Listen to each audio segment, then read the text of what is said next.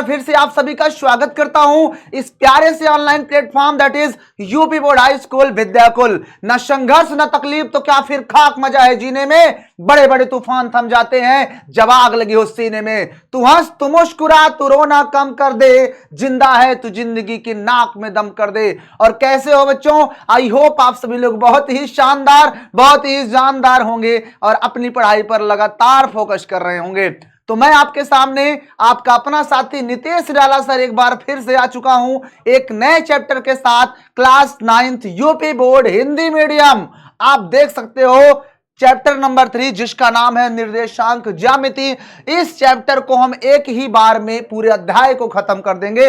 बस मेरे साथ स्टार्टिंग से एंड तक बने रहना, सिस्टम फाड़ देंगे। तो रेडी हो? तो जितने लोग हो एक बार जोरदार तरीके से इस वीडियो को लाइक सब्सक्राइब शेयर कर देना, जो भी नए स्टूडेंट्स हो।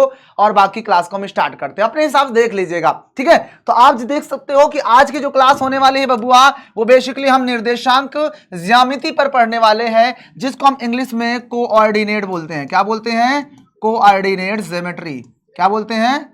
कोऑर्डिनेट ज्योमेट्री, ठीक है ना। इसके बारे में हम पढ़ेंगे आखिर ये क्या होता है, क्या क्या इसमें पढ़ना है। बिना टाइम वेस्ट किए नेक्स्ट स्लाइड पर चलते हैं और देखते हैं कि आखिर इस पूरे में हमें क्या पढ़ना है। आप देख सकते हो एक प्यारा सा नन्हा सा आपके जैसा ही बुक लेकर कितना पढ़ रहा है। तो आप लोग भी पढ़ो, आओ सीखें कि बिंदु क्या होता है, क्रमित युग्म किसे कहते हैं, कार्तीय तल क्या होता है, बिंदु के निर्देशांक क्या होते हैं, चतुर्थांश और चिन्ह परिपाटी क्या होता है। ये सारी चीजों को हम बेहतरीन तरीके से पढ़ने वाले हैं। तो मजा बहुत ही आएगा। बस आप लोग वीडियो को लाइक सब्सक्राइब चैनल को बेहतरीन तरीके से करते रहे। और मैं तो आपका अपना साथी नितेश निराला सर आपके सामने हूं ही बेहतरीन तरीके से आपकी स्टडी को सुपर फास्ट बनाने के लिए। तो आइए एक एक टॉपिक को हम अच्छे से डीपली जानेंगे, क्वेश्चंस भी करेंगे इस पूरे चैप्टर के। एक एक क्वेश्चन को मैथ्स की तरह का, आपको मैथ्स का दीवाना बना दूंगा।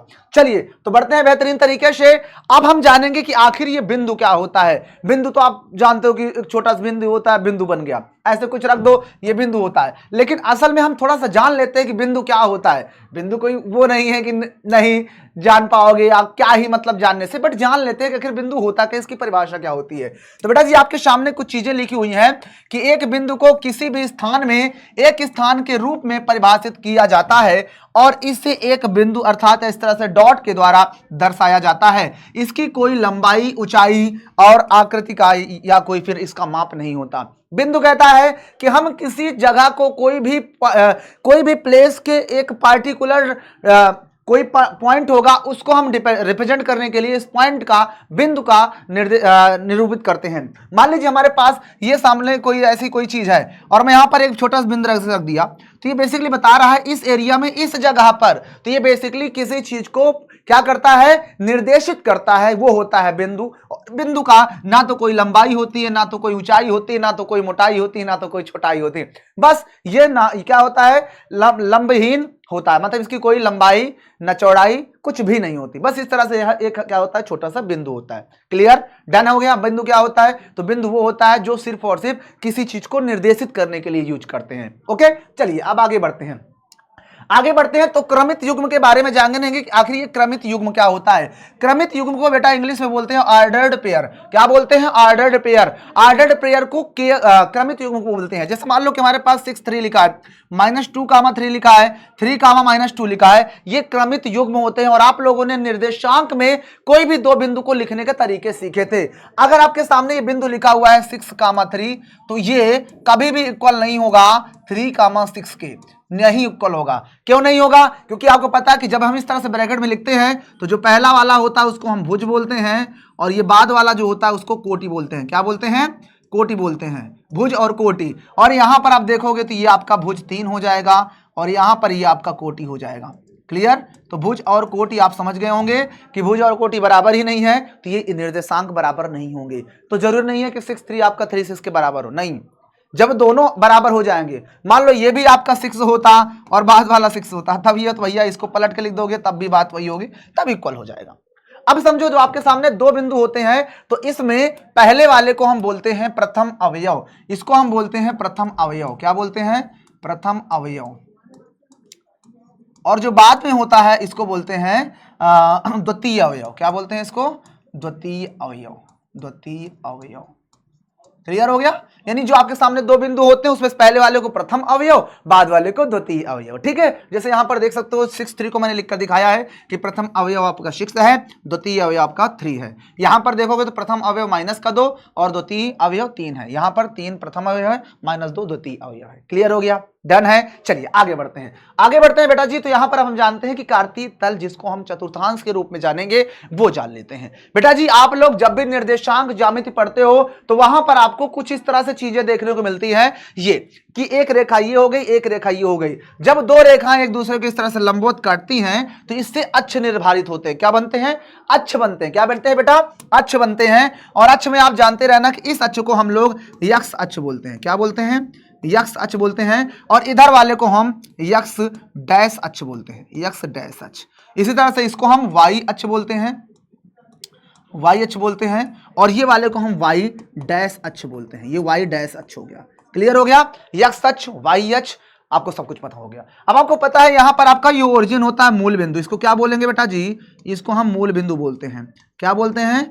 इसको हम मूल बिंदु बोलते हैं। मूल बिंदु के इधर सारे नंबर क्या होते हैं? धन में होते हैं। जो भी नंबर हो, चाहे जैसे हम ये प्लस का 1 लिख दिए, प्लस का 2 लिख दिए, प्लस का 3 लिख दिए, ये सभी धन में होते हैं। इसलिए जब धन में होते हैं तो इसको हम, और इधर माइनस में होते हैं, -1 -2 -3। इसमें ऊपर जाओगे तो ये प्लस का 1 होगा, और जाओगे तो प्लस का 2 होता है, और आगे जाते हो तो प्लस का 3 होता है। नीचे आओगे तो ये माइनस का 1 होगा, ये माइनस का 2, इस तरह से जाता है। तो तुम यहां पर कुछ चीजें और भी जानोगे कि अगर हमारे पास इस धर, इसको तो ओरिजिन को, मूल बिंदु को बोलते हैं जहां पर ये दोनों रेखाएं मिलती हैं, लेकिन इधर वाला पार्ट आप देख सकते हो धन में है, इसलिए हम इस अक्ष को बोलते हैं धनात्मक, धनात्मक अक्ष। क्या बोलेंगे बेटा? इसको बोलते हैं धनात्मक अक्ष। क्या बोलेंगे? धनात्मक में, यक्ष अक्ष का धनात्मक अक्ष। और इधर आप देखोगे तो ये ऋण में होता है, इसलिए इसको बोलते हैं ऋणात्मक अक्ष। क्या बोलते हैं इसको? ऋणात्मक अक्ष। क्या बोलेंगे? ऋणात्मक अक्ष बोलेंगे। क्लियर हो गया सभी को? क्या किसी को इतना से भी प्रॉब्लम है तो बता देगा, नहीं है ना? ओके, चलिए आगे बढ़ते हैं बेहतरीन तरीके से। ये दो चीजें, अब ऊपर देखो कि धन में है तो इस तरह से ऊपर वाले को हम बोलेंगे धनात्मक अक्ष। इसको क्या बोलेंगे? धनात्मक अक्ष, धनात्मक अक्ष। ये हो जाएगा धनात्मक अक्ष। क्लियर हो गया? और आप नीचे वाले को देखोगे तो ये आपका हो जाता है ऋणात्मक अक्ष। इसको क्या बोलेंगे? ऋणात्मक अक्ष, ऋणात्मक अक्ष। अब बोलो क्या किसी कोई प्रॉब्लम? आपको मैंने बताया कि इस तरह से जब दो रेखाएं काटती हैं तो इस वाले को हम यक्ष अक्ष बोलते हैं और इसको वाई अक्ष बोलते हैं। इस यक्ष अक्ष को ही हम क्षैतिज अक्ष भी बोलते हैं। क्या बोलते हैं? क्षैतिज अक्ष या क्षैतिज रेखा। क्या बोलेंगे? क्षैतिज रेखा। और इस वाले रेखा को हम बोलते हैं ऊर्ध्वाधर रेखा। क्या बोलते हैं? ऊर्ध्वाधर, ऊर्ध्वाधर रेखा। ठीक है ना? तो जानते रहो ये सारे नाम। इसको इंग्लिश में बोलते हैं वर्टिकल, इसको बोलते हैं हॉरिजॉन्टल। क्लियर? अब आप जानते हो कि इधर प्लस में होते हैं इधर नंबर, इसलिए इसको धनात्मक अक्ष बोलेंगे। इधर ऋण में होते हैं तो ऋणात्मक अक्ष बोलते हैं। ऊपर धन में तो धनात्मक, नीचे तो ऋण में तो ऋणात्मक अक्ष। अब आपको ये चतुर्थांश में आपको ध्यान रखना है कि जब हम कोई चतुर्थांश बनाते हैं तो वहां पर 4 चतुर्थांश बनते हैं। जब दो रेखाएं इस तरह से काटेंगी तो 4 चतुर्थांश बनते हैं, जिसमें से एक पहले वाले को हम प्रथम चतुर्थांश, दूसरे को द्वितीय चतुर्थांश, तीसरे को तृतीय चतुर्थांश, चौथे को चतुर्थ चतुर्थांश जानते हैं। अब इसके बिंदु के जो प्लस माइनस है इसको हम आगे बताएंगे। क्लियर हो गया? यहां तक मैंने बताया कि दो रेखाएं जहां पर काटती हैं उसे मूल बिंदु बोलते हैं। इधर आपका धनात्मक अक्ष, इधर ऋणात्मक अक्ष, ऊपर धनात्मक नीचे ऋणात्मक अक्ष। ओके, और इस यक्ष अक्ष को ही हम क्षैतिज अक्ष भी बोलते हैं, क्षैतिज रेखा भी बोलते हैं। इसको हम वाई अक्ष को वाई अक्ष बोलते हैं, ऊर्ध्वाधर भी रेखा बोलते हैं। ठीक है? क्लियर? क्या सभी को क्लियर हो गया? अगर मजा आ रहा है तो लाइक करते रहना। अब जानते हैं कि निर्देशांक ज्यामिति का आखिर रूप क्या होता है। कैसे हम जानेंगे कि यह निर्देशांक ज्यामिति ही है? तो बेटा जी पढ़ते हैं कि इस ज्यामिति में बिंदु की स्थिति विशिष्ट संख्याओं, जिन्हें निर्देशांक कहते हैं, के द्वारा निरूपित की जाती है तथा उनमें बनी विभिन्न आकृतियों, रेखाओं, वक्रों आदि को बीजीय समीकरणों द्वारा निरूपित किया जाता है। इस प्रकार ज्यामिति की यह शाखा रेखा गणित तथा बीज गणित के सम्मिश्रण से विकसित हुई है। अतः निर्देशांकों के प्रयोग के कारण गणित की इस शाखा को हम निर्देशांक ज्यामिति अर्थात कोऑर्डिनेट ज्योमेट्री कहते हैं। इस प्रकार निर्देशांक ज्यामिति गणित की एक महत्वपूर्ण शाखा है और इसके अध्ययन को फ्रांसीसी दार्शनिक और गणितज्ञ रेने देकार्ते ने विकसित किया था। बेटा जी इस पूरी बात सर समझ में नहीं आया, बस एक चीज जान लो कि निर्देशांक ज्यामिति जो बनी है वो यहां पर देख सकते हो कि शाखा रेखा गणित और बीज गणित के सम्मिश्रण से जो है कि विकसित हुई है। अगर कोई पूछता है कि जो हमारी निर्देशांक ज्यामिति विकसित हुई है वो किसके द्वारा विकसित हुई है, तो आप कहोगे कि सर ये रेखा गणित और बीज गणित के सम्मिश्रण से विकसित की गई है। और इस पर किसने अध्ययन किया है, तो वो किए हैं हमारे फ्रांसीसी दार्शनिक और गणितज्ञ रेने देकार्ते जी। रेने देकार्ते जी को जाता है निर्देशांक ज्यामिति का श्रेय। क्या किसी को थोड़ा सा भी प्रॉब्लम है तो आप लोग कमेंट्स करके बता सकते हो। जिस तरह से मैंने आपको बताया था कि बहुपद को किसने बताया था, तो वो कौन थे, अलेक्जेंड्रिया के डायोफेंट्स थे। तो उसी तरह से आपके इस निर्देशांक ज्यामिति के बारे में जिन्होंने बताया है वो है रेने देकार्ते जी। अब आपके दिमाग में ये उठ रहा होगा सर रेने देकार्ते जी की थोड़ा फोटो वोटो दिखा दीजिए, कैसे दिखते हैं। तो आइए देख लेते हैं कि आखिर हमारे रेने देकार्ते जी जो है वो किस तरह से दिखते होंगे। तो ये आपके सामने आ चुके हैं रेने देकार्ते जी, जो कि एक बहुत ही बड़े गणितज्ञ थे जिन्होंने निर्देशांक ज्यामिति के बारे में बहुत ही बड़ा अपना सहयोग दिया है। तो एक बार इनको नमस्कार और इनको सादर क्या बोलते हैं सैल्यूट देना चाहिए, जिनकी वजह से आज हम लोग निर्देशांक ज्यामिति को पढ़ रहे हैं, जिन्होंने रेखा गणित और बीज गणित को मिला करके एक अलग ही दिशा दे दिया जिसका नाम हो गया निर्देशांक ज्यामिति। ये होता है, कुछ आपको भी कुछ ऐसा करना है, कुछ क्रिएटिविटी करना है, कुछ नई नई चीजों को डेवलप करना है। बेटा हर चीज बताऊंगा, अभी तो चैप्टर के शुरुआत है, मजा आएगा। आपके सामने नितेश निराला सर आपके साथ है, ठीक है ना। तो जितने लोग अभी तक लाइक सब्सक्राइब नहीं किए, लाइक सब्सक्राइब कर दिया करो। और यूपी बोर्ड के हो, यूपी बोर्ड को नंबर 1 बनना चाहते हो, यूपी बोर्ड से पढ़ते हो और यूपी बोर्ड में ही छाना चाहते हो, टॉप करना चाहते हो 10th में, तो 9th से ही आपको बेहतरीन तरीके से पढ़ना पड़ेगा, वो भी निराला जी के साथ, नितेश निराला के साथ पढ़ो और हिला दो पूरा यूपी बिहार को। अब आइए तो रेने देकार्ते जी के आपको फोटो देख सकते हो, कितने प्यारे दिखते हैं, हैंडसम थे देखो, है ना। तो चलिए अब आगे बढ़ते हैं। अब इनके बारे में कुछ बात यहां पर लिखी गई है उसको भी जान लेते हैं कि कुछ लोग प्रातः काल में बिस्तर पर लेटे रहना पसंद करते हैं। देखो क्या लिखा हुआ है, कुछ लोग प्रातः काल बिस्तर पर लेटे रहना पसंद करते हैं। यही आदत 17वीं शताब्दी के महान फ्रांसीसी गणितज्ञ रेने देकार्ते जी को थी। जैसा आप में से बहुत से लोग होंगे जो हमेशा सोते रहते होंगे, उसी तरह से ये भी थे जो हमेशा बहुत सोते थे, बिस्तर पर हमेशा लेटे रहते थे, परंतु वह आलसी व्यक्ति नहीं थे। ये आलसी नहीं थे, आप लोग आलस के मारे उठते नहीं हो, ये आलसी नहीं थे, ये लेटे रहते थे। वह यह समझते थे कि बिस्तर पर पड़े पड़े ही अधिक चिंतन किया जा सकता है। आप लोग पड़े पड़े दुनिया भर के ख्वाब देख लोगे, लेकिन कभी अच्छी चीजों पर जो आपका लक्ष्य होता उस पर कभी आपका ध्यान नहीं जाता। लेकिन ये लेटे लेटे सबसे अच्छा चिंतन करते थे और जो इनको चाहिए था, जिस क्षेत्र में जाना चाहिए था, उसके बारे में बहुत सारा सोचते थे।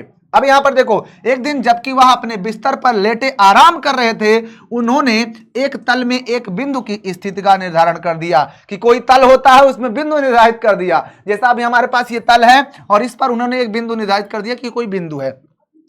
अब उसके बाद उन्होंने इस संबंधित समस्या का हल ढूंढ निकालने के लिए बहुत कोशिश की, तो उन्होंने उस हल को भी भैया ढूंढ निकाला। और जैसा कि आप देखेंगे कि विधि अक्षांश और देशांतर की पुरानी विचारधारा की ही एक विकसित रूप थी। एक तल की एक बिंदु के स्थिति का निर्धारण करने पर प्रयुक्त पद्धति को रेने देकार्ते जी ने सम्मान में कार्तीय पद्धति के नाम दिया। आप समझो यहाँ पर उन्होंने क्या लिखा है कि एक तल की एक बिंदु की स्थिति का निर्धारण करने में प्रयुक्त पद्धति को रेने देकार्ते जी ने कार्तीय पद्धति का नाम दिया। इन्होंने क्या किया, लेटे लेटे उन्होंने एक कार्तीय तल पर एक बिंदु निर्धारित कर दी ये कुछ, और इसका हल निकालने के लिए उन्होंने न जाने कितनी कोशिश की और उसका हल में निकाल ही लिए, तो ना कितने महान थे। और आजकल हम लोग इसका अर्थ निकाल लेते हैं कि ऐसे ऐसे करके फिर ऐसे करके हम इसके अर्थ को हल को ढूंढ लेते हैं।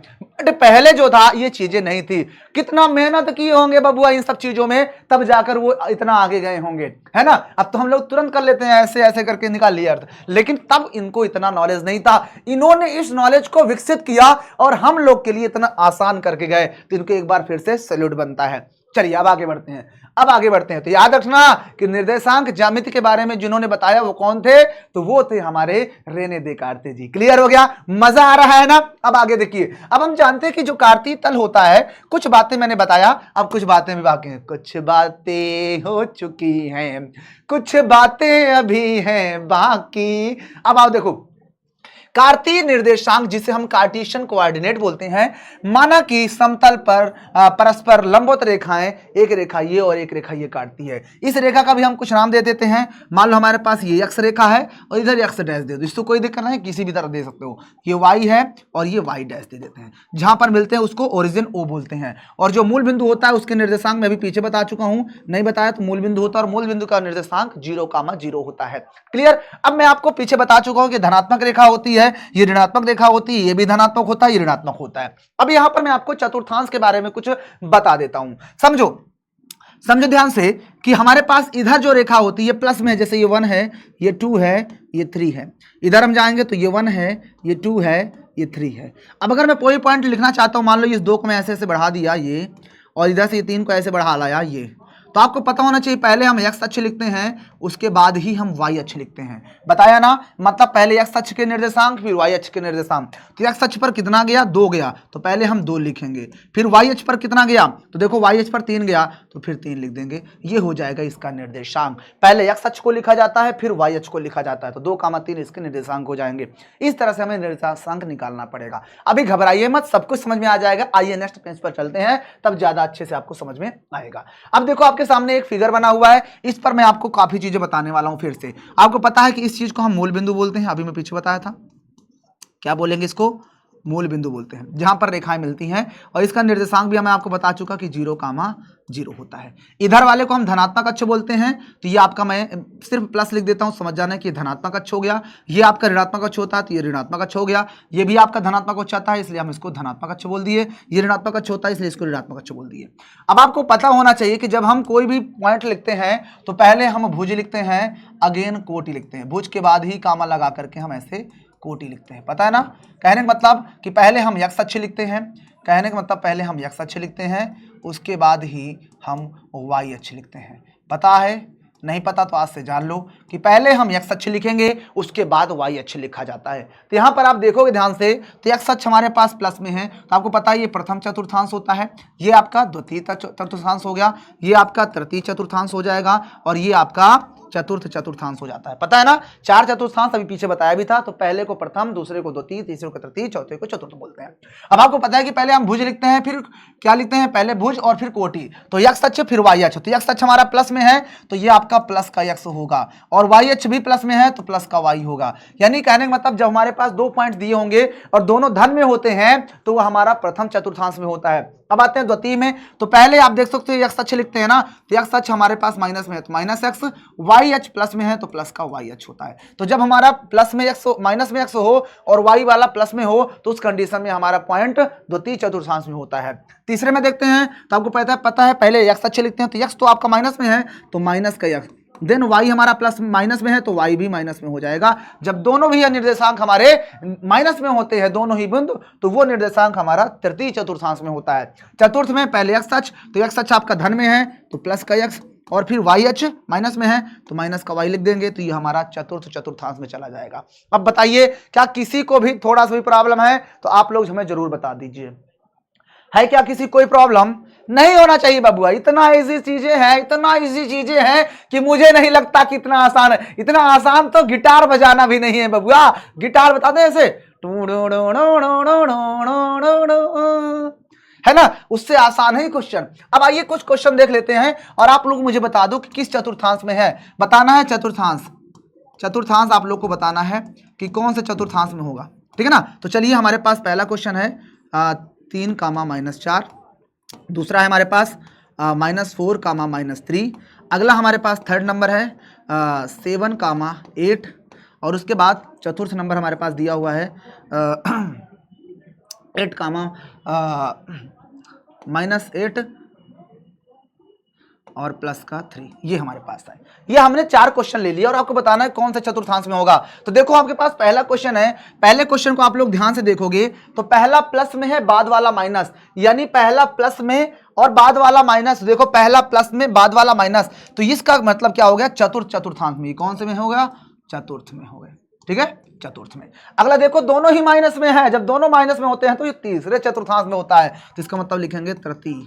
क्या लिखेंगे, तृतीय चतुर्थांश।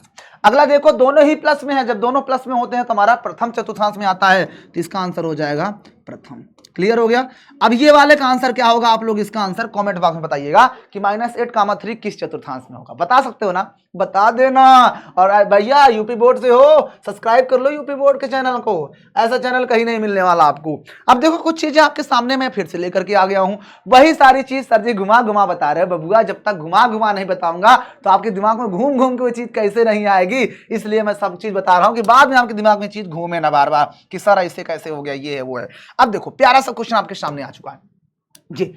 आप जानते हो कि इस तरह से आपके सामने क्या है, क्वाड्रेंट बनाया है। ये प्रथम है, ये द्वितीय है, तृतीय, चतुर्थ है, सब कुछ बता चुका हूं। आप इस जानते हो इस पॉइंट को क्या बोलते हैं, तो इसको बोलते हैं मूल बिंदु। क्या बोलते हैं, मूल बिंदु बोलते हैं। मोटा मोटा आप याद करो, इस वाले को हम बोलते हैं धनात्मक अक्ष, इसको ऋणात्मक अक्ष, इसको धनात्मक अक्ष, इसको ऋणात्मक अक्ष। क्लियर हो गया। अब देखो ये कोई पता नहीं क्या छिपकली जैसे लग रही है, ये ऐसे पकड़ने की कोशिश कर रही है बॉल को।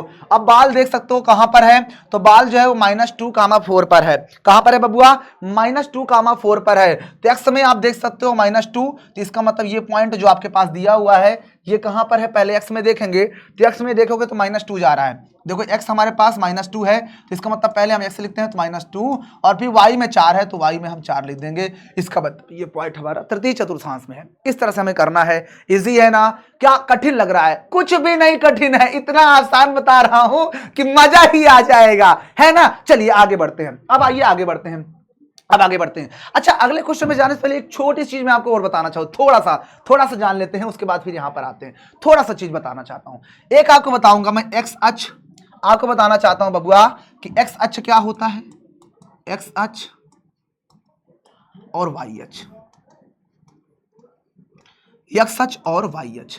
जब कोई पॉइंट एक्स अक्ष पर होता है तो उस कंडीशन में y 0 होता है। जब कोई पॉइंट एक्स अक्ष पे होगा तो उस कंडीशन में y वाला 0 होगा, और जब कोई पॉइंट y अक्ष पर होगा तो उस कंडीशन में x वाला 0 होगा। समझ में आया, नहीं समझ में आई बात, कोई बात नहीं। आपके सामने कोई पॉइंट अगर ऐसे दिया हुआ है, मान लो मैं लिख देता हूं 4,0, ये लिख दिया। अब मैं पूछूं किस चतुर्थांश में है 4,0, तो आप कहोगे सर x में 4 जाना है, तो ये लो हम x में 4 चले गए, तो ये हो गया 0, ये होता है 0, ये होता है 1, ये होता है 2, ये होता है 3, ये हो गया 4। तो कहता है x में 4 जाओ, तो तुम x में 4 गए, और y में 0 जाओ, मतलब y में जा रहे हो नहीं रहो, तो ये पॉइंट हमारा यहीं तो रह जाएगा, और इस पॉइंट को बोलेंगे x में 4 और y में 0। और ये पॉइंट कहां पर है, देख सकते हो x अक्ष पर है, तो इसको हम बोलेंगे x अक्ष पर, x अक्ष पर। क्या बोलेंगे इसको, x अक्ष पर। और अगर उसमें भी बोलना चाहते हो तो x अक्ष की कौन सी दिशा, तो आप पूरा बोल सकते हो x अक्ष की धनात्मक दिशा, धनात्मक दिशा पे। नहीं समझ में आया।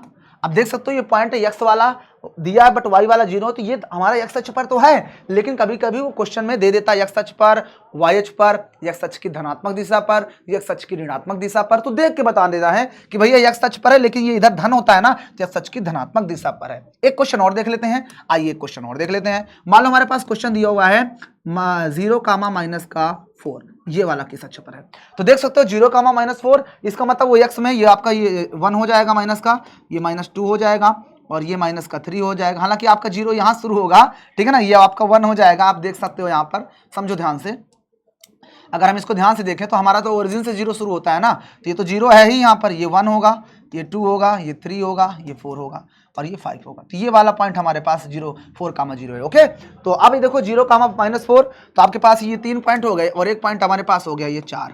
तो आप देख सकते हो x अक्ष में यहाँ पर ये पॉइंट आएगा, क्योंकि आपको पता है पहले x अक्ष लिखते हैं, x में कुछ नहीं मतलब 0 है, और y में -4 आया है, तो इसका मतलब ये वाला हमारा पॉइंट किसी भी अक्ष में नहीं है, ये सीधा सीधा लाइन पर आ गया, तो ये हमारा y अक्ष पर है। तो इसका आंसर क्या लिखेंगे बाबू, लिखेंगे इसका आंसर y अक्ष। क्या लिखेंगे, y अक्ष। लेकिन आगे पूछा जाए तो y अक्ष के नीचे है, तो इसका मतलब y अक्ष की ऋणात्मक दिशा। कौन सी दिशा, y अक्ष की ऋणात्मक दिशा।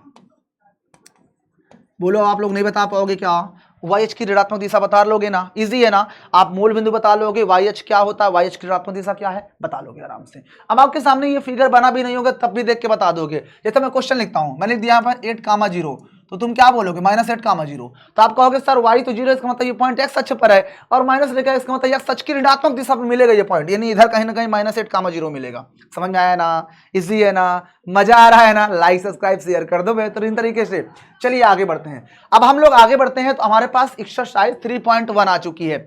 ये आपकी एक्सरसाइज में है 3.1 आपके बुक में है, क्वेश्चन दिया है और यहाँ पर ये फिगर बना हुआ है जो कि आप देख सकते हो। क्वेश्चन कह रहा है कि एक अन्य व्यक्ति को आप अपने अध्ययन मेज पर रखे टेबल लैंप की स्थिति किस तरह से बताएंगे। ये आपके पास है, आपके भी घर में टेबल होगी जिस पे आप रख करके बढ़िया से पढ़ते होंगे जी। तो आपके सामने टेबल है और इस टेबल में उस बंदे की जो लैंप है, हालांकि अब तो लैंप से कोई नहीं पढ़ता, बट उसके पास लैंप है, हम लोग के समय लैंप रहती थी और लैंप से पढ़ते थे, वो यहाँ पर है। अब आप उसकी स्थिति को कैसे बताओगे, तो आप कहोगे कि यहां से हम क्या करें, ऐसे सीधा सीधा इधर चले जाएं, या तो फिर हम यहां से सीधा सीधा ऐसे चले जाएं, तब ये पॉइंट मिल जाएगा।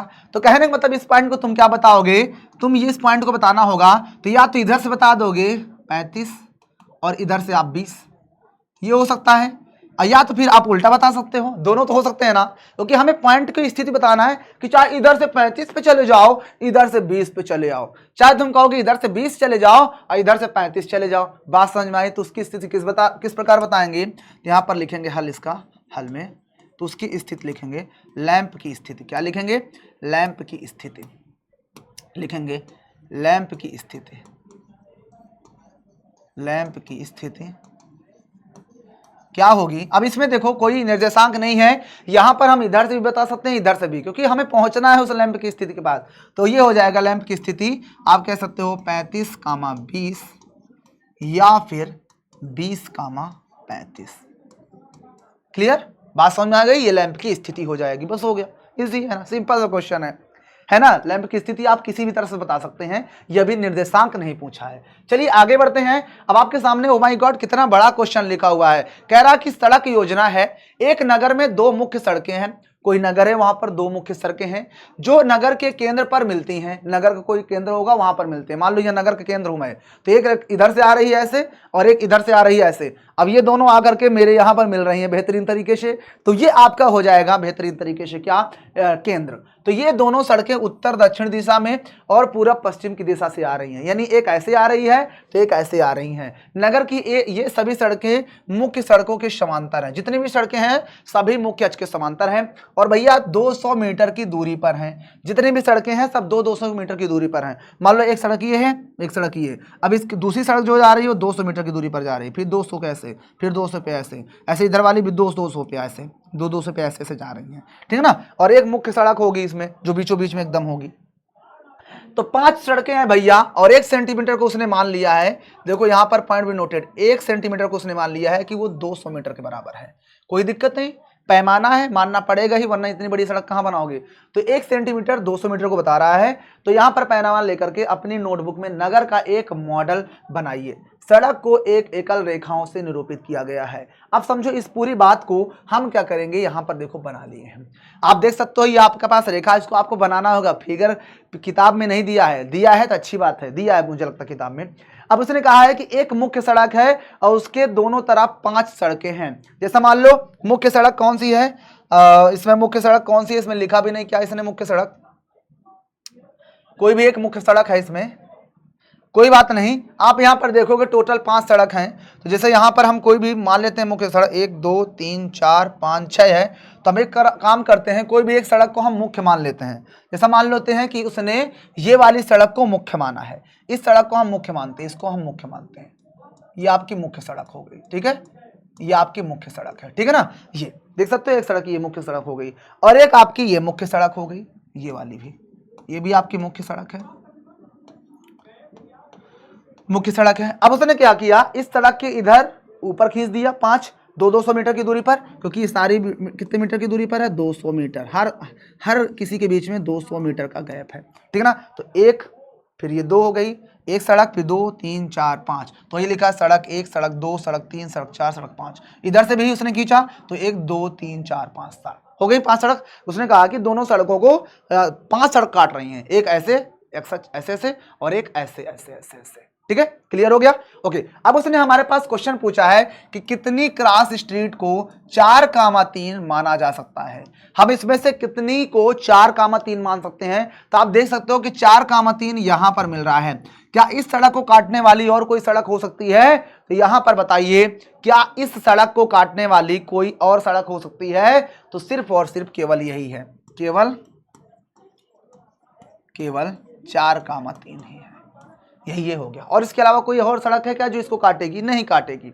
अब आगे बढ़ते हैं, दूसरा कि कितनी क्रॉस स्ट्रीट को क्या कर सकते हैं? 3,4 माना जा सकता है। तो 3,4 देख सकते हो, तो यहां पर ही तो है। इसके अलावा क्या कोई सड़क काट रही है क्या इसको? नहीं काट रही, तो हमारे पास ये भी केवल हो जाएगी, केवल 3,4 हो गया।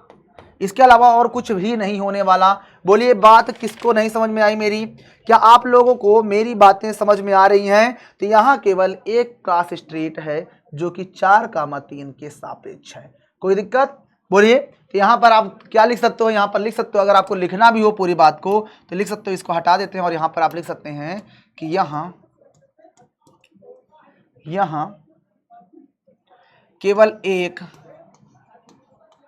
केवल एक क्रॉस स्ट्रीट है। स्ट्रीट मतलब होता है चौराहा है, जो कि 4,3 के सापेक्ष है। ये एग्जाम में क्वेश्चन नहीं आता, परेशान ना होना, ठीक है ना। इसके अलावा कुछ भी नहीं है, यही है एक जो इसके सापेक्ष है। इसके अलावा और कोई मिल रहा है क्या? यहां पर देख सकते हो कि एक पॉइंट ये था बस, होगी, इसके अलावा कुछ नहीं मिल रहा, ठीक है ना। इसी तरह से आप इस वाले में देखोगे तो ये वाला हो गया। तो यहां पर भी लिख सकते हो, केवल यही पूरी बात लिख सकते हो। यहां पर भी आप चाहो तो यहां पर भी यही पूरी बात लिख सकते हो जो ऊपर हम लोगों ने लिखा, यही पूरी बात आप लोग यहां भी लिख दीजिए कि यहां केवल एक क्रॉस स्ट्रीट है, एक क्रॉस स्ट्रीट है जो कि 3,4 के सापेक्ष है। बोलो, किसको मेरी बात नहीं समझ में आ रही है?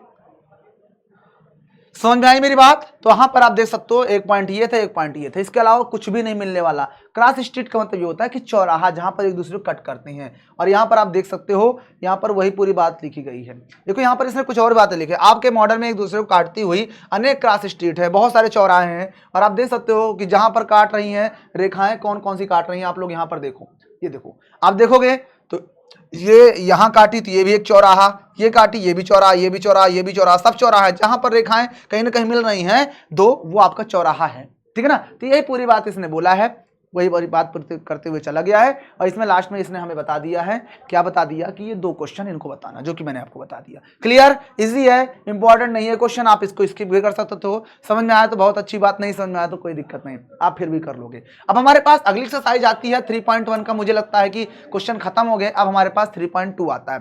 3.2 में कुछ पॉइंट हैं जो कि मैंने आप लोग को बताया, वही सारी चीजें रिपीटेड होंगी। आपको मैंने बताया कि हमारे पास ये एक ऐसे एक्स अक्ष होता है और वाई अक्ष होता है, बताया ना। ये आपको बताया कि जहां पर दोनों रेखाएं एक दूसरे काटती हैं उसे हम बोलते हैं मूल बिंदु। क्या बोलते हैं इसको? मूल बिंदु बोलते हैं। क्या बोलते हैं? मूल बिंदु बोलते हैं। एक्स अक्ष को दूसरा नाम क्या होता है? एक्स अक्ष को हम क्या बोलते हैं? भुज बोलते हैं। एक्स अक्ष को यहां पर आप जान लो कि एक्स अक्ष हमारा क्या होता है? एक्स अक्ष बराबर भुज, एक्स अक्ष बराबर भुज, और वाई अक्ष बराबर कोटि। वाई अक्ष बराबर क्या होता है? कोटि होता है। वाई अक्ष बराबर कोटि होता है।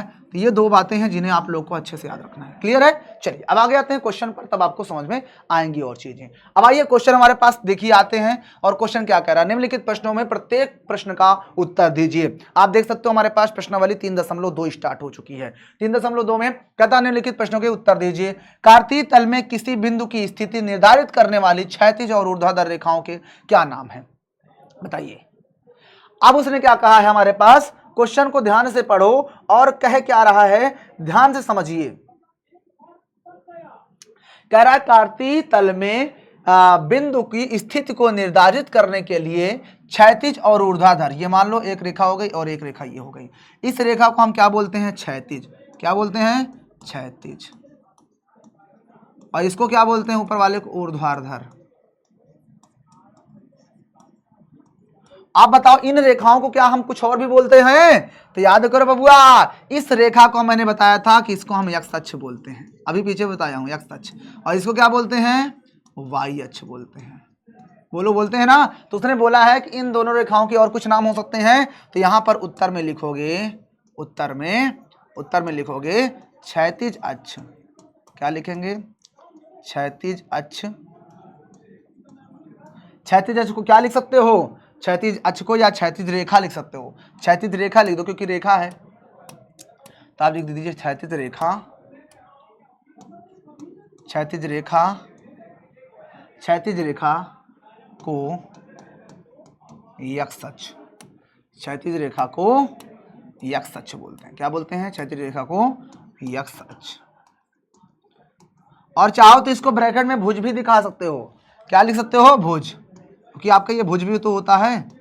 तथा ऊर्ध्वाधर को, ऊर्ध्वाधर रेखा को,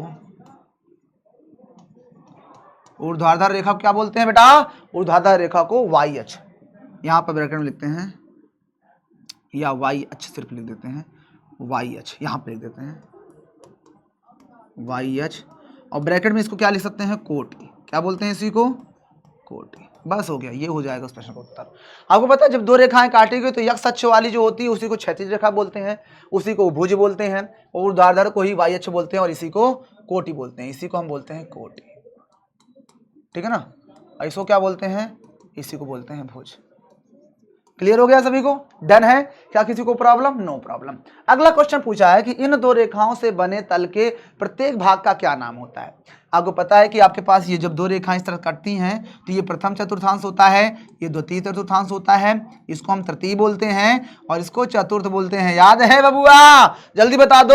और आपको पता है कि जब ये तीनों जब आपके पास ये दोनों रेखाएं कट करती हैं तो इसके द्वारा जो चतुर्थांश बनते हैं, मतलब कि जो चार चतुर्थांश बनते हैं, उनके नाम पूछ रहा है कि उनके प्रत्येक भाग का नाम क्या होता है।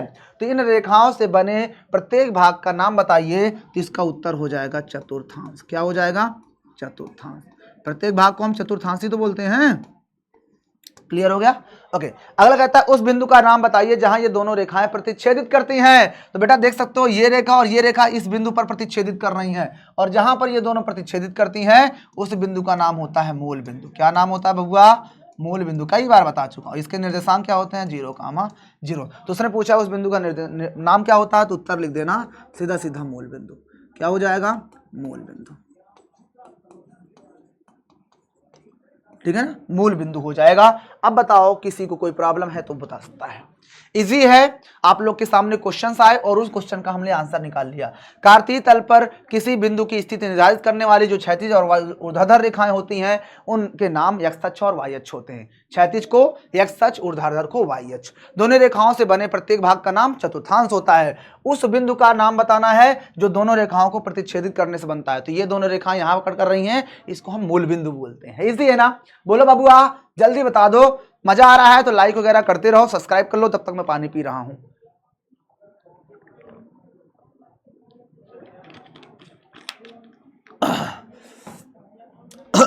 चलिए आगे बढ़ते हैं। अब आगे आते हैं, हमारे पास प्रश्न नंबर अगला 2 नंबर आ गया है, और 2 नंबर क्वेश्चन में देखो ढेर सारे क्वेश्चन है। कहता है आकृति को देखकर निम्नलिखित को बताइए कि आप हर किसी का आंसर बताना है।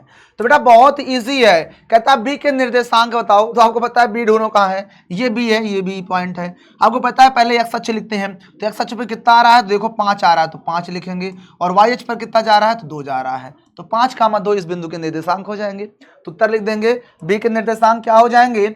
जल्दी बताइए। बी के निर्देशांक पूछा है तो बी के निर्देशांक कितने हो जाएंगे? आप लोग जल्दी बताओ। हालांकि आप देखोगे तो इधर माइनस वाले में आया है तो माइनस का 5 लेंगे, -5 इधर आया है ना, तो इसके निर्देशांक हम लिख देंगे यहाँ पर। निर्देशांक क्या हो जाएंगे? तो लिख सकते हो -5, -5 मतलब प्लस का 2। क्लियर है। अब सी के निर्देशांक बताना है तो सी देखो कहाँ है, सी आप लोग इसमें ढूंढो कहाँ है, ढूंढना पड़ेगा बबुआ। तो सी आपका ये यहाँ पर है, ये यहाँ पर। तो सी पहले एक्स अक्ष तो ये 5 जा रहा है तो प्लस का 5, और फिर वाई ये नीचे आ रहा है जो कि यहाँ पर है जो कि माइनस का 5 दिख रहा है। तो सी के निर्देशांक हमने निकाल लिया -5 और -5। सी के निर्देशांक क्या आ चुके हैं तो -5 कामा -5, तो यहाँ पर लिख देंगे -5 कामा -5। क्लियर है। अगला क्वेश्चन है कि निर्देशांक -3 कामा -5 द्वारा पहचाना गया बिंदु। अब उल्टा पूछ लिया है, कह रहा है कि ये -3 और -5 कहाँ है, किसका है -3 -5। तो पहली बात तो आप जानते हो कि माइनस में है दोनों तो तृतीय चतुर्थांश में जाएगा, तो 3 में ढूंढ लो बस हो गया। तो 3 ये है तो -3 तो ये आ रहा है और -3 ये जा रहा है, तो -5 बताना है ना। तो -3 एक्स में -3, तो एक्स में -3 ये है और -5 ये है। इसका मतलब ये वाला पॉइंट आप देखोगे तो ये इधर -3 मिल रहा है और इधर आपका -5 आ रहा है ना। तो ध्यान से करना। तो ई के निर्देशांक क्या है, -3 और -5। तो इसका मतलब इस बिंदु का नाम क्या है, तो यहां पर लिखेंगे बिंदु क्या है हमारा, तो बिंदु हमारा वो ई है, बिंदु ई से पहचाना गया है उसको। क्लियर हो गया, बिंदु ई के द्वारा पहचाना गया है। कितना इजी वे में आप लोग को समझाने की कोशिश कर रहा हूं और मुझे उम्मीद है कि ये सारी चीज समझ में आ रही होगी। चलिए आगे बढ़ते हैं बबुआ। तो यहां पर आप देख सकते हो आकृति को देखकर आपके सामने और भी क्वेश्चंस हैं। ये क्वेश्चन देख लेते हैं कि -2 कामा -4 द्वारा पहचाना गया बिंदु। तो -2 और -4 मतलब कि 2 और -4। तो पहली बात तो ये बताओ 2 -4, पहला प्लस में दूसरा माइनस में। तो याद करो पहला प्लस में और दूसरा माइनस में, तो कौन सा निर्देशांक होता है जिसमें पहला प्लस और दूसरा माइनस होता है, तो पहला प्लस दूसरा माइनस, इसका मतलब वो चतुर्थ में जाता था, है ना। याद है कि नहीं, जब पहला प्लस दूसरा माइनस चतुर्थ में जाएगा, तो चतुर्थ में ढूंढ लो 2 और -4। तो x बराबर 2 ये मिल रहा है और y बराबर -4 ये मिल रहा है, यानी ये वाला पॉइंट आपका हो जाएगा प्लस का 2 और माइनस का 4, और इस बिंदु का नाम है जी। ये बिंदु क्या है, जी है। तो इसका आंसर क्या हो जाएगा, ये बिंदु जी का निर्देशांक है। यहां पर लिखेंगे बिंदु जी। क्लियर हो गया। अगला है डी। तो डी का भुज आपको लिखना है। अब देखो डी का सिर्फ भुज बताना है। तो डी का भुज आप जानते हो कि एक्स अक्ष और वाई अक्ष होता है। तो डी ढूंढो है कहां पे, तो डी अगर तुम लोग ढूंढोगे बबुआ, तो डी जैसा कि मैं देखूं तो डी हमारे पास ये यहां पर है ये, और डी के निर्देशांक क्या होंगे, इधर से 6 लेंगे 6 हो जाएगा, और इधर से हम वाई लेंगे। इस चीज को मैं थोड़ा सा इधर लिखता हूं क्योंकि मुझे इसमें आप लोगों को कुछ चीजें बतानी भी हैं। यहां पर मैं यहाँ पे लिख देता हूँ। तो x में हमारे पास 6 हो जाएगा, देन y में हमारे पास 2 जा रहा है तो 2। तो आपको पता है कि जो पहले होता है वो तो भुज होता है, याद है, और जो बाद में होता है वो कोटि होता है। ये कोटि है। तो उसने पूरा निर्देशांक बबुआ नहीं पूछा, उसने हमसे कहा है कि सिर्फ भुज अब बता दो, बस हो गया। तो डी का भुज क्या है, तो आप लोग देख सकते हो कि जो डी है उसका भुज 6 है। कितना है, 6 हो जाएगा। तो यहाँ पर इसका उत्तर लिख देंगे डी का भुज बराबर 6। Clear, okay. अब आते हैं आगे। अब अगला देखो, अगला क्वेश्चन में बिंदु एच की कोटि। तो एच ढूंढो, एच की कोटि पूछा, तो पहले एच के निर्देशांक निकाल लेते हैं। तो एच आपको यहां पर दिख रहा होगा, ये एच। एच में एक्स पहले लिखते हैं तो एक्स तो -5 आता है। याद रखना कि पहले एक्स अक्ष ही लिखा जाता है, फिर वाई अक्ष में -3 जा रहा है तो वाई हो गया। तो उसने आपको पूछा तो ये आपको पता है भुज होगा, ये आपका भुज होगा, और ये आपका कोटि होगा, ये आपका कोटि होगा। तो क्वेश्चन में कोटि पूछा है तो इसका आंसर हमारे पास हो जाएगा -3, क्योंकि कोटि हमारे पास तो -3 है। क्लियर है सभी को। अब आपके सामने ये 2 क्वेश्चन है, ये 2 क्वेश्चन आप लोग के लिए बेटा होमवर्क टास्क है, इसे आप लोग खुद से करोगे, कर लोगे ना। 2 क्वेश्चन, मुझे उम्मीद है कि आप लोग पूरे ईमानदारी के साथ इसका आंसर करोगे और जो भी आंसर आएगा कमेंट्स बॉक्स में भेजोगे। ठीक है, चलें आगे बढ़ें। चलिए इसी बात पर आपको एक गाना सुनाता हूं इसी बात पे आपको एक गाना सुनाता हूं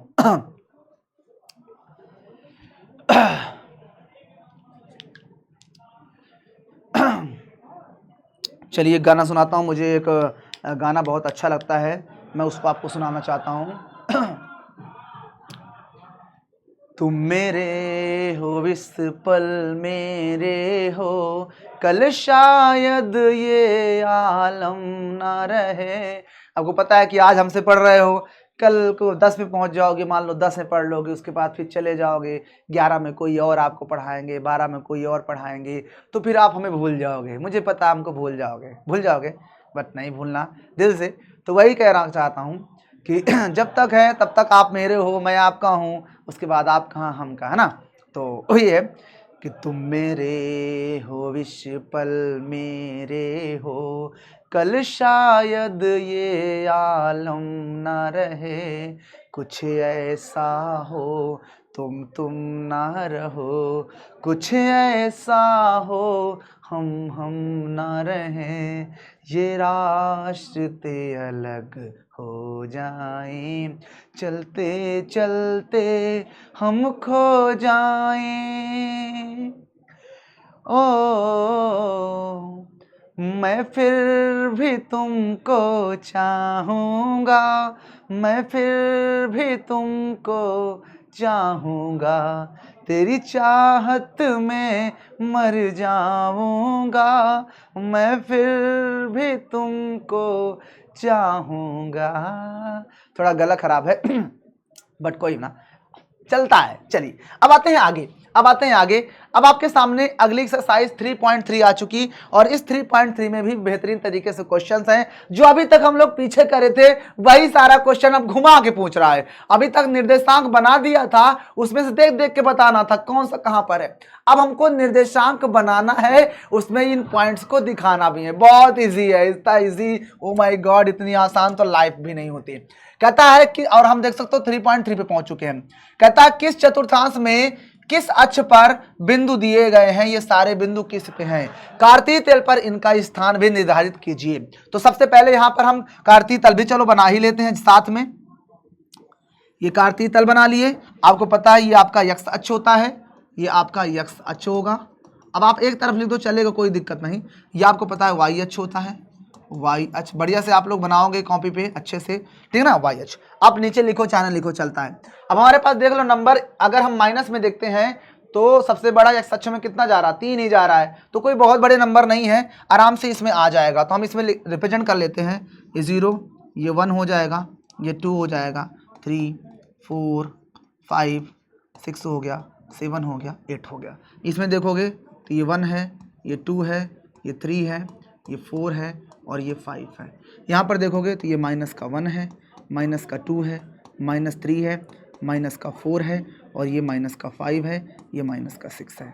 इधर देखते हैं तो ये हमारे पास -1 है, -2 है, -3 है, -4 है। लिख सकते हो इस तरह से, ओके। चलिए अब आते हैं, सबसे पहले बताना है कि कौन किस निर्देशांक में है, उसके बाद उत्तर की जांच करना। तो आइए, पहला क्वेश्चन हमारे पास दिया हुआ है -2, 4, तो ये किस अक्ष पर होगा।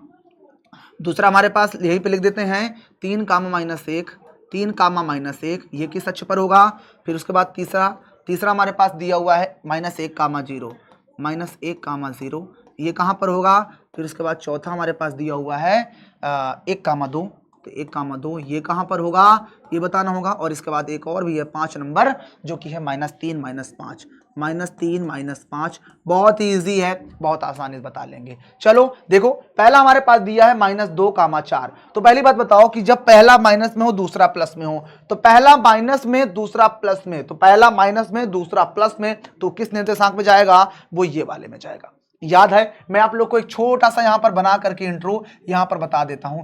इसमें दोनों निर्देशांक प्लस में होते हैं, इसमें पहले माइनस फिर प्लस होता है, इसमें माइनस फिर माइनस होता है, इसमें पहले प्लस होता है देन माइनस होता है। क्लियर हो गया बाबू। चलो इसे देखो, बताओ, पहला माइनस दूसरा प्लस, पहला माइनस दूसरा प्लस, तो किसमें द्वितीय, तो ये हमारा हो जाएगा द्वितीय चतुर्थांश।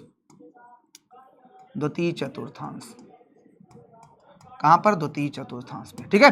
अब हमारे पास 3 और -1, यानी पहले प्लस बाद में माइनस, तो पहले प्लस बाद में माइनस, तो चतुर्थ में किस में जाएगा, ये हो जाएगा हमारा चतुर्थ चतुर्थांश। चतुर्थ चतुर्थांश, क्लियर। अब आप देखो, पहले माइनस बाद में 0, तो आप याद करो जब कोई ये 0 होता है तो वो अक्ष पर ही रह जाता है। तो आप देख सकते हो यक्ष वाला तो वाई वाला 0 यक्ष वाला दिया है, तो ये हमारा यक्ष अक्ष पर होगा, किस पर, यक्ष अक्ष पर। लेकिन यक्ष अक्ष पर आप देख सकते हो ये माइनस में है, तो यक्ष अक्ष की कौन सी दिशा, तो ऋणात्मक दिशा। इस बात को याद रखो, मैं पीछे बताया भी था, ठीक है ना, यक्ष अक्ष की ऋणात्मक दिशा। अगर प्लस में होता तो धनात्मक दिशा। अब देखो दोनों प्लस में है, तो जब दोनों प्लस में है तो किस में होता है, तो ये आपका सीधा सीधा प्रथम चतुर्थांश में हो जाएगा। प्रथम चतुर्थांश में आपका ये आंसर चला जाएगा। बोलो किसी को कोई प्रॉब्लम है, नहीं है। अब -3 -5 यानी दोनों ही माइनस में है, जब दोनों माइनस में है तो आप सब दिख रहा है कि ये आपका तृतीय चतुर्थांश में है, तृतीय चतुर्थांश। क्लियर हो गया, इजी है और बड़े आसानी से आप लोगों ने कर लिया।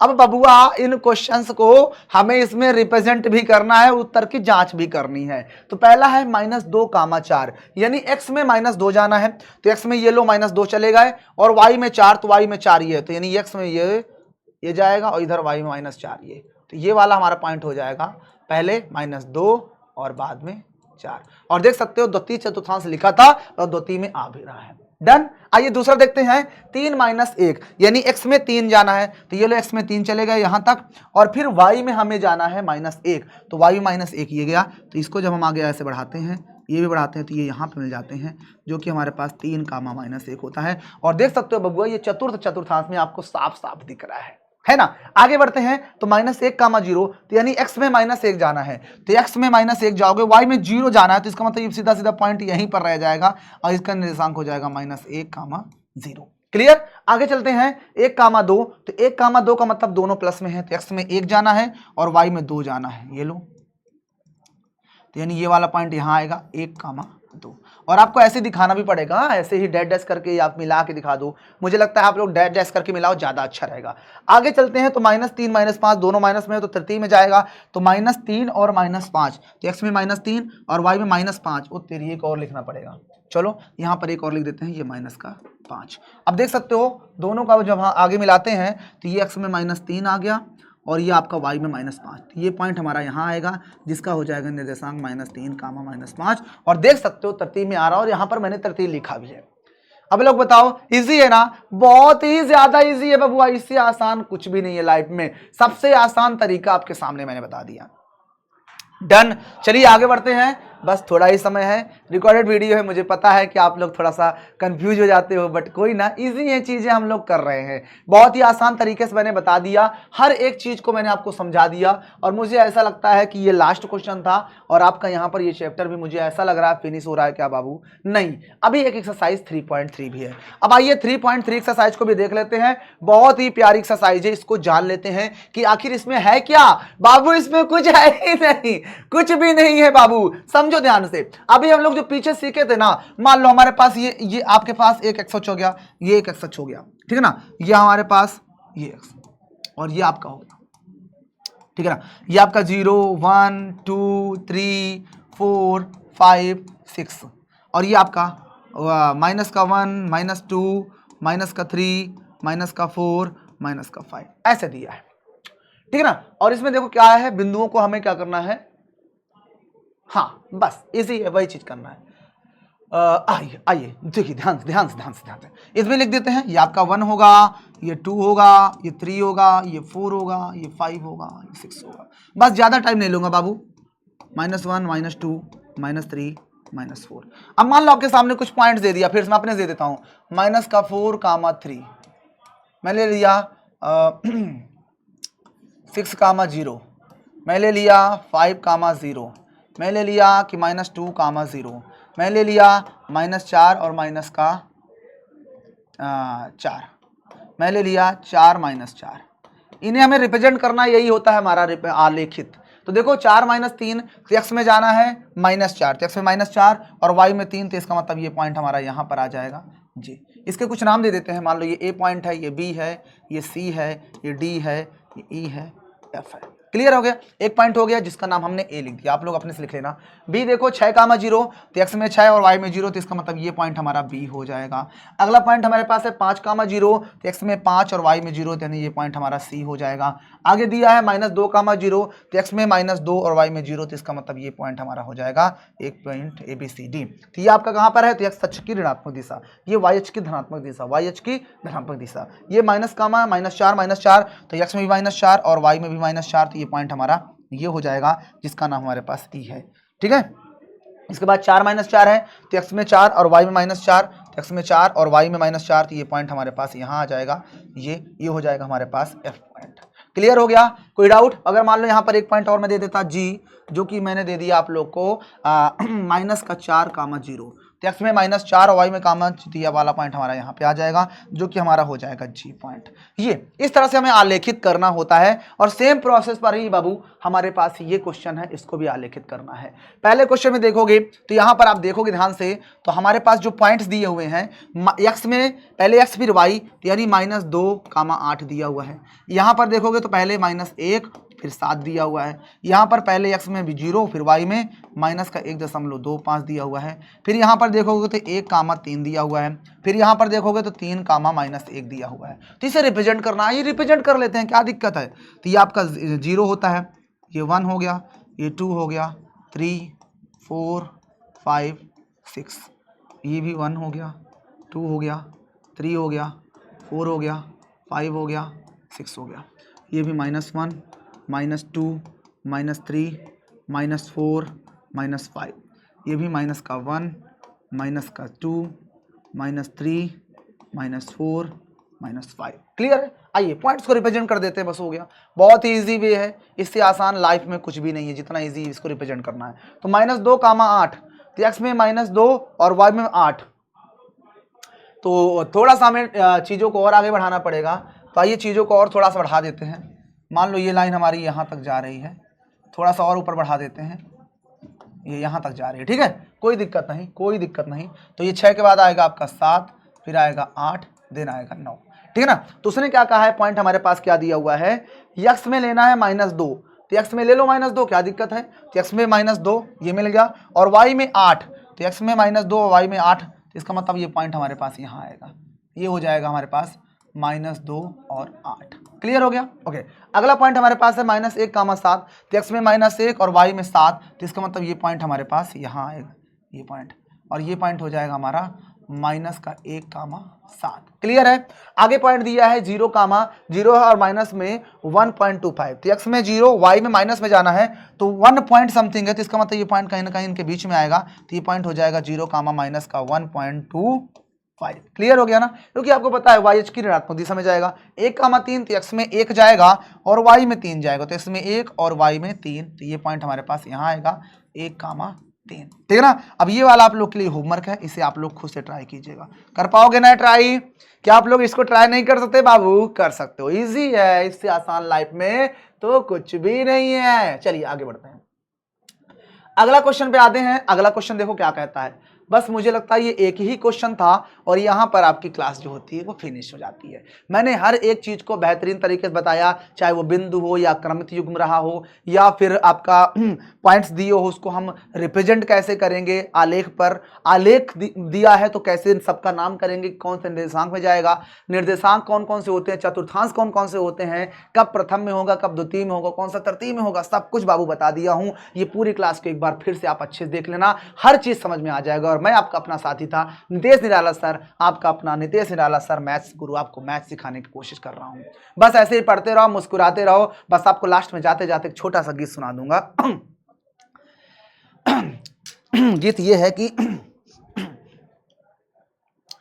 आज यहाँ जो खो गया वो कल वहाँ मिल जाएगा, पतझड़ में जो मुरझा गया वो फूल कल खिल जाएगा, दुख दर्द से उम्मीद से रो रो के दामन भिगोना ना, हंसना ही तो है जिंदगी, रो रो के जीवन ये खोना ना, जीना है तो हंस के जियो, जीवन में एक पल भी रोना ना।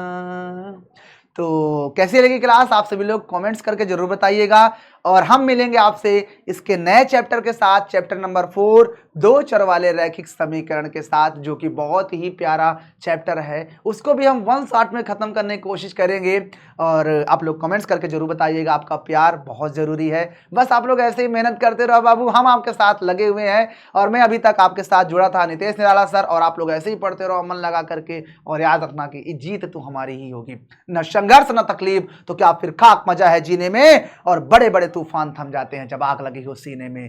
पढ़ाई के प्रति ईमानदारी रखो, कोसों दूर दुनियादारी रखो, और हो जाओ बेवफा बाकी दुनिया से, बस अपने लक्ष्य के प्रति ईमानदारी रखो।